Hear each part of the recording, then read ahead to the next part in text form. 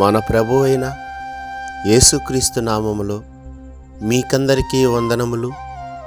ఈరోజు దేవుని వాక్యము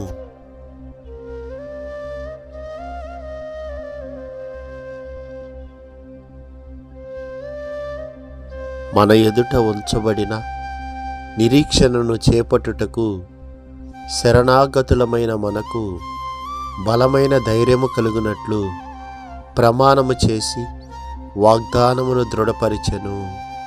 హెబ్రీయులకు రాసిన పత్రిక 6వ అధ్యాయం 18వ వచనం. ఈ దినము దేవుని కృప మనకందరికీ తోడై ఉండును గాక. ఆమేన్.